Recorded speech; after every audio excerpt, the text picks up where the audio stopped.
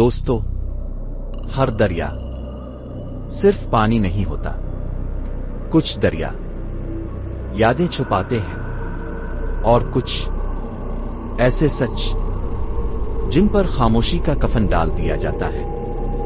یہ کہانی ایک ایسے شخص کی ہے جو سچ جانے گیا تھا اور آخرکار خود سچ بن گیا. کہانی کا عنوان ہے دریا کی آخری سیڑھی. اس کا نام ریحان تھا. وہ شہر میں رہتا تھا لیکن اس کا گاؤں ایک دریا کے ساتھ بسا تھا. گاؤں میں ایک بات مشہور تھی. رات کے وقت دریا کے پاس کوئی نہ جانا. وہاں کوئی رہتا ہے. ریحان ہنستا تھا، کہتا پانی میں بس مچھلیاں ہوتی ہیں، کہانیاں نہیں. ایک رات اس نے شرط لگا لی. آدھی رات کو وہ دریا کے کنارے پہنچا. ہوا بند تھی، پانی غیر معمولی طور پر ساکن. اس نے دیکھا پانی کے اندر ایک سیڑھی پانی کے اندر نیچے جا رہی تھی. وہ چونکا مگر پیچھے نہیں ہٹا. ریحان نے لائٹ جلائی اور پہلا قدم رکھا. پانی اس کے گھٹنوں تک تھا لیکن سیڑھی خشک تھی.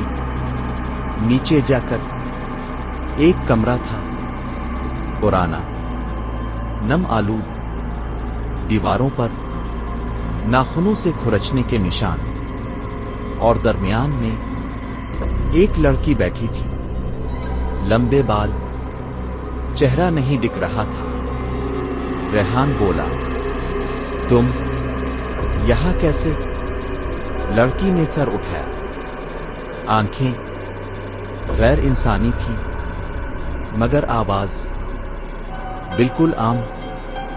وہ بولی، میں یہیں رہتی ہوں. ریحان ہنسا. پانی کے نیچے لڑکی نے آہستہ کہا، جس دن میں اوپر رہتی تھی اس دن مجھے یہاں لایا گیا تھا. ریحان کا گلا خشک ہو گیا.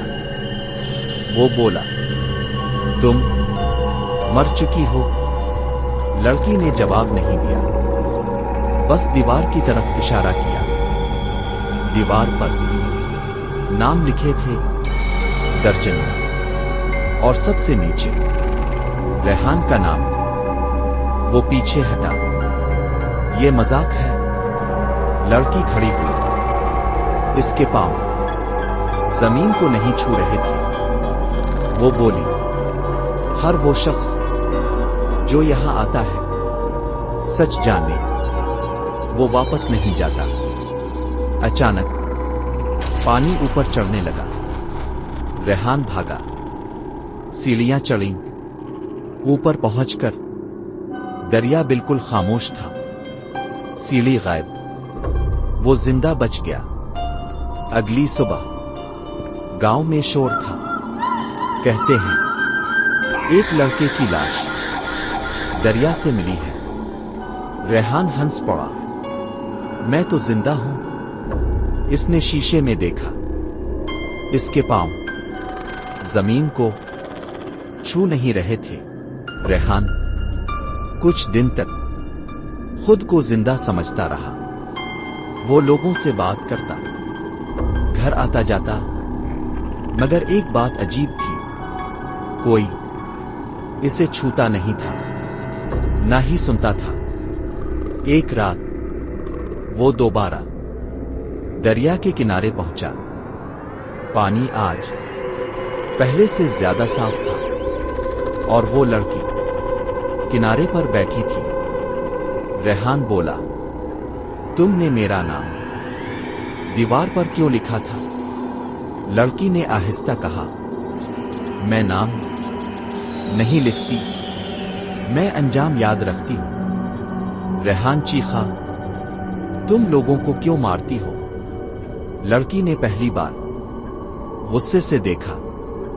मैं नहीं मारती। इसने दरिया की तरफ इशारा किया। ये दरिया मेरे लिए कब्र था। मुझे यहां बांध कर डबोया गया था, क्योंकि मैंने वो देख लिया था जो नहीं देखना चाहिए था। मैंने देखा था कि गांव के लोग रात को लूट मार के बाद लाशें इसी पानी में फेंकते हैं। रेहान का दिल कांप गया। और जो लोग यहां आते हैं? इसने पूछा। लड़की बोली, जो सच देखकर खामोश रहते हैं, उन्हें दरिया अपना बना लेता है। रेहान ने कांपते हुए कहा, लेकिन मैंने कुछ नहीं किया। लड़की ने इसकी आंखों में देखा। तुमने देखा था। खामोशी। फिर इसने आखिरी बात कही। तुमने इस रात लाश देखी थी और शहर जाकर सब भूल गए थे। रेहान को अचानक सब याद आ गया। वो लाश जो बरसों पहले इसने किनारे पर देखी थी, और वो चुप रहा था। लड़की बोली, मैंने तुम्हें इसी दिन मारा था जब तुम दरिया में आए थे। आज नहीं, आज बस तुम्हें याद दिलाया है कि तुम कब मेरे थे। रेहान के कदम आहिस्ता आहिस्ता पानी में उतर गए। इस बार कोई चीख नहीं थी। दरिया एक और राज निगल चुका था। वो लड़की कातिल नहीं, वो खामोश रहने वालों को अपने जैसा बना देती है। अगर कहानी ने अंदर कहीं चुभन छोड़ दी हो, तो सुनो कहानी प्लस को सब्सक्राइब करें, क्योंकि यहां कहानियां डराती नहीं, कसूर याद दिलाती है।